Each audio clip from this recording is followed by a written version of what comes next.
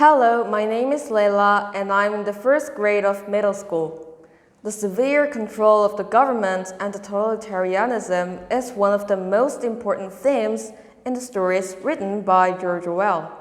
Before we start, it is better to learn who the Orwell is and what communism, socialism, and totalitarianism are. Also, we are going to guess what Orwell wanted to say through this book and analyze some of the information in this book. It can be a little bit difficult to learn some political terms and the background knowledge of them, but it will be easier with 1984. Let's get started. Let's look at some information about the author, Orwell. There are so much information and interesting rumors about him. His real name is Eric Arthur Blair, and he was born in India, which was colonized by the Great Britain during the time in June 25, 1903. His family was really rich, but they were not an aristocrat or upper class. George Orwell described his family as a middle class. He had an older sister and a younger sister. His father's name was Richard Walmsley Blair, and his mother's name is Ida Mabel Blair.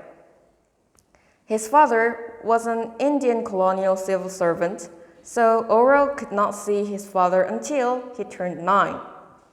Orwell's mother returned to Britain when he was 2, and they lived in Henley-on-Thames, Oxfordshire, and before the World War I occurred, the family moved to the Ship Lake, Oxfordshire. When he turned 5, he went to school, but he could not attend an elite school because of the expensive tuition. Fortunately, he met a good man and could go to school with a scholarship. Later, he got through Eton School, but the evaluations of the professors were all different. Some professors assessed Orwell as a fine student.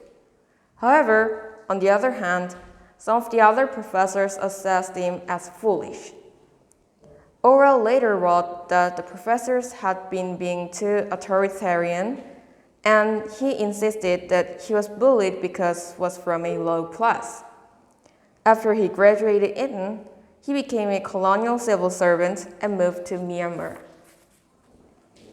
After 5 years of being a police officer in Myanmar, he submitted his resignation and made his bow as a writer. However, he could not become a famous and popular writer at first, but he steadily wrote some essays and novels. Even though he didn't have a comfortable life, he did not give up writing and worked hard. He usually washed the dishes during the day and wrote his book at night. Then, when he turned 33, he married Eileen, who later became his political and ideological mentor. When the Spanish Civil War broke out in 1936, he participated in the war to advocate the Republican Party.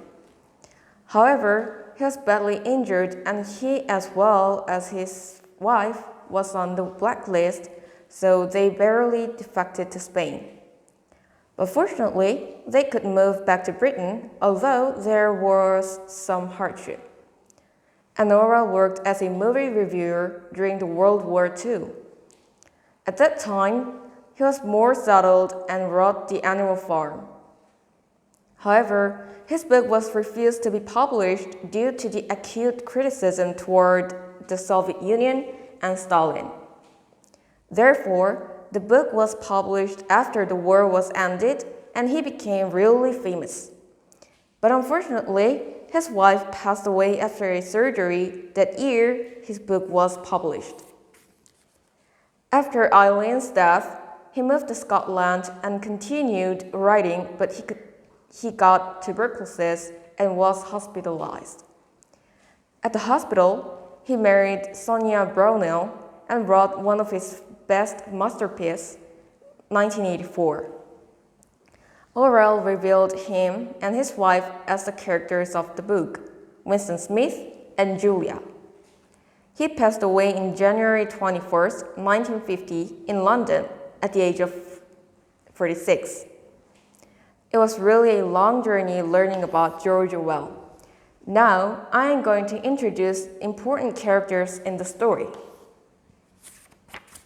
Winston Smith is the main character. The protagonist, aged 39, suffers from a persistent varicose ulcer on his ankle, which constantly itches and is prone to coughing fits.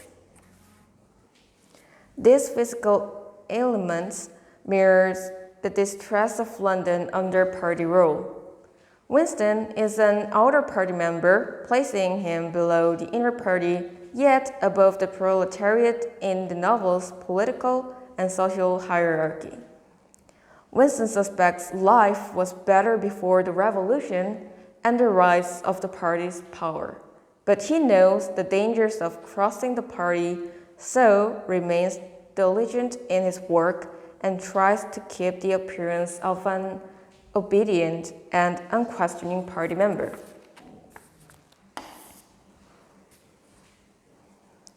Julia is Winston's love interest. She is 26 years old and does not have a surname, which is attributed to her younger age and generational separation from the revolution. Whereas Winston is old enough to recall vague memories of what the world used to be like, Julia's knowledge of the pre-revolution world is based on stories from her grandfather who disappeared when she was young.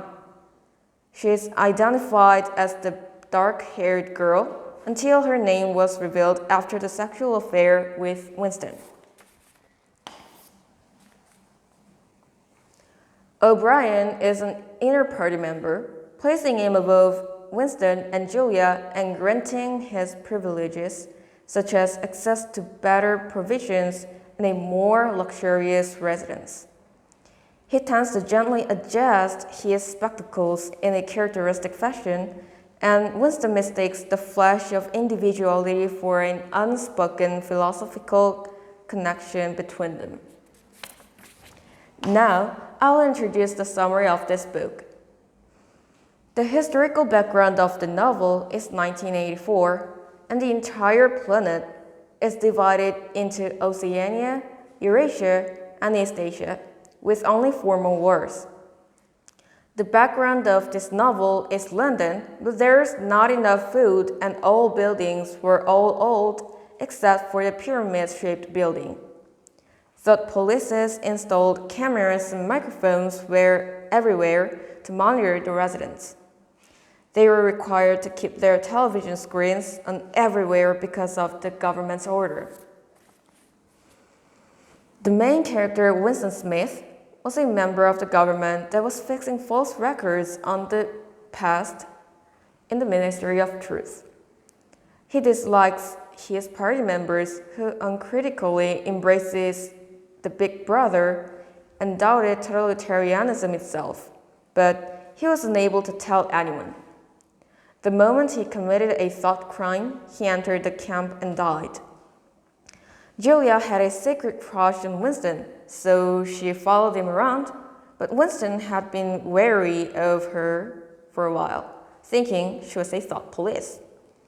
However, later on, when the misunderstanding was resolved, they became involved in a secret relationship, which they knew was against the government, and they enjoyed it more. One of Winston's bosses was O'Brien, and he pretended to have antipathy against the party and gave Winston and Julia a banned book. Later, the two were caught and were taken to the concentration camp and tortured. Winston was being tortured by O'Brien and eventually confides in everything he knows about and betrayed Julia. After a bitter torture, Julia and Winston were released but could not feel sexual desire anymore, and the party also did not mind them.